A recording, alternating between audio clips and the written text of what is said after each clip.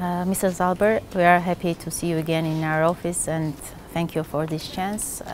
During your regional visit, you have already met with the presidents of Armenia and Azerbaijan, but before going into the details, I would like to talk about your today's visit. You have been in Aygepar and in Baghanis, the villages which are too close to border Armenian and Azerbaijan border. So I would like to know what was the purpose of your visit. The purpose was simply to see how people are living there in this very specific situation, in this tense situation where in the past there were obviously the target of shooting from the other side. So this is really a very specific situation which I simply wanted to see with my own eyes. Mm-hmm. I was very grateful to have the opportunity to get an information about this situation in general by the local representatives of the International Red Cross, which is very much engaged there. I also had the opportunity to meet with young people, with young ladies, with elderly people whom I met by chance in the central square of one of the villages, so it was a really interesting visit. And what was your impression, taking into account that these people are suffering from the Azerbaijani fire every day? I think one of the impressions was something which is not a surprise. People are under heavy pressure, and this is a situation in which many people then decide to leave the area. I was impressed by the figures, by the way the population went obviously down in recent years because people have more chances obviously somewhere else, here in Yerevan or in other places. So this is not a surprise. What I was positively surprised about is that I found so many people who said that in principle they are fed up with this situation. They want peace. They want a situation in which they can interact normally with the other side, something which had happened decades ago, so they would like to see that this divide is overcome.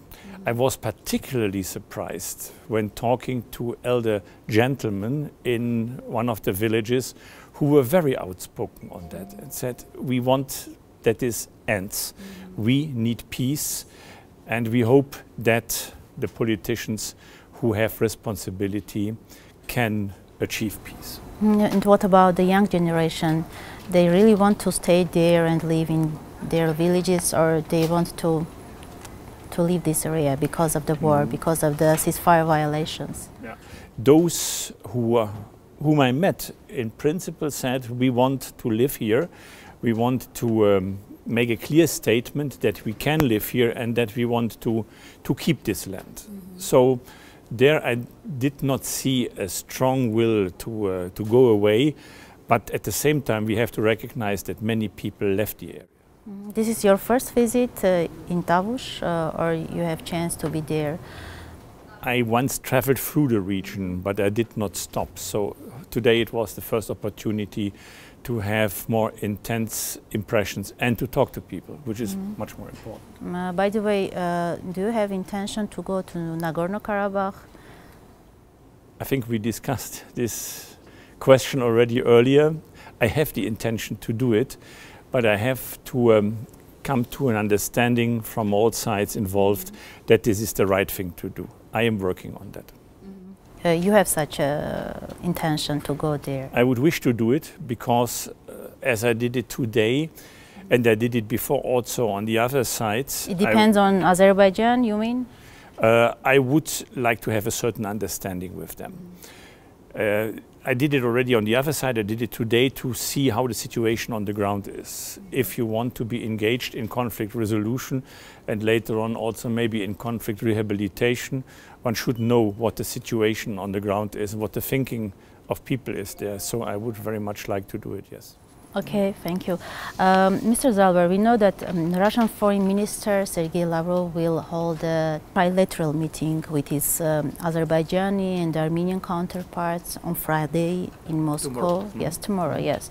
And they want to try to kickstart a negotiation process. And I remember that visiting Yerevan last month, the US co-chair of the OSCE Minsk group, Richard Hoagland, said that Mamedyarev and Nalbandian will try to prepare prepare the ground for a fresh Armenian-Azerbaijani summit, taking into account the fact that the process is in deadlock, the peace process is in deadlock. What do you think? Could this meeting change the situation? I would very much hope that it changes the situation. Indeed, we have seen a period of stagnation in diplomatic efforts that went on for some months. I'm very glad that obviously this period finds an end tomorrow, that two ministers together with the foreign minister of the Russian Federation will talk about the issue, and I very much hope that this will then indeed give an impetus to the negotiating process, which is urgently needed. By the way, you have already met with the presidents of Armenia and Azerbaijan, and what is your impression? Are they ready for a new start of negotiation process?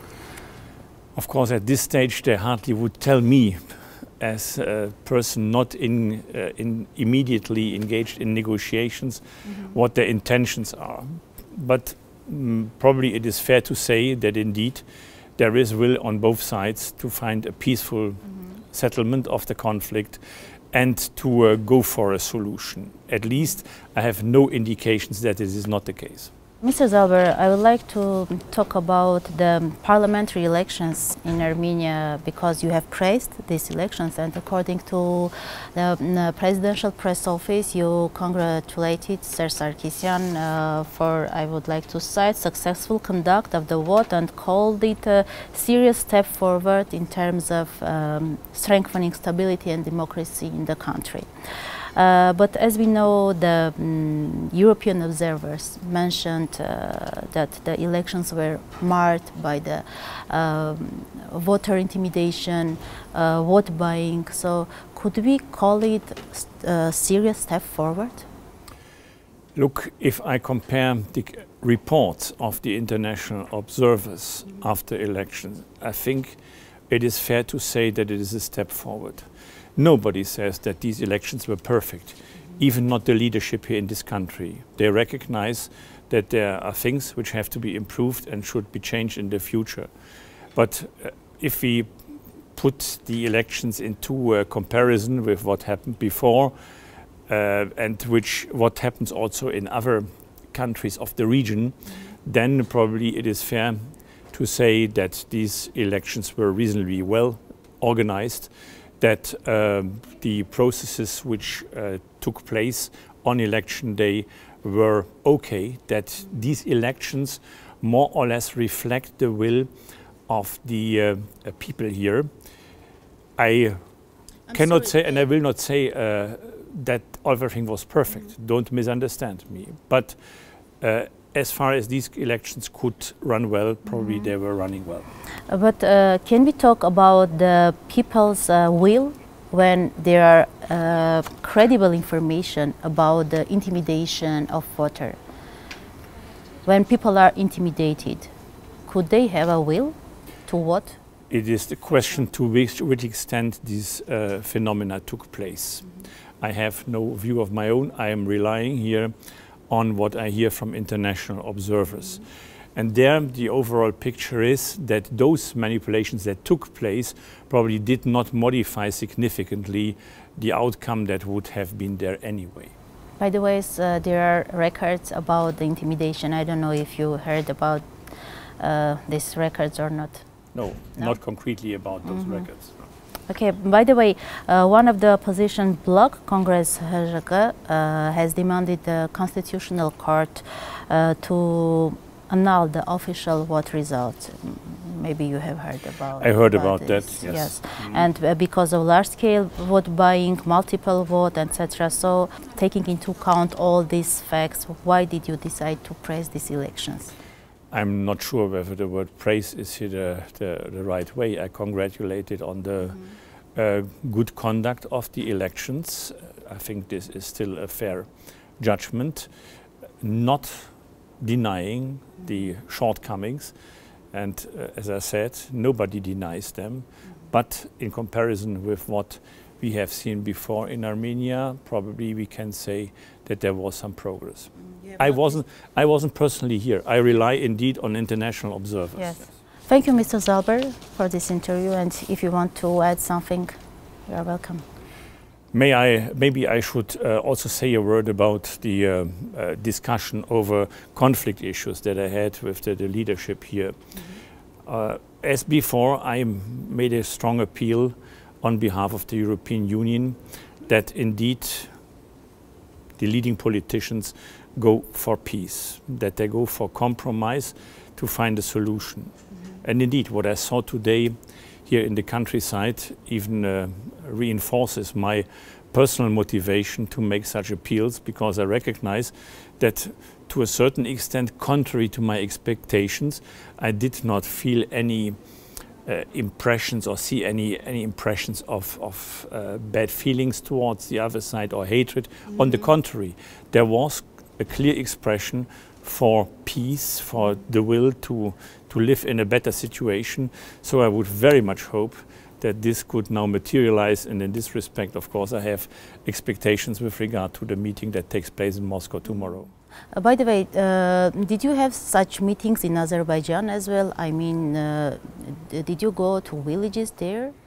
Not in my last visit last week, but in my visit before I did. Yes. Okay, thank you, Mr. Zalber. It's a pleasure. Thank you.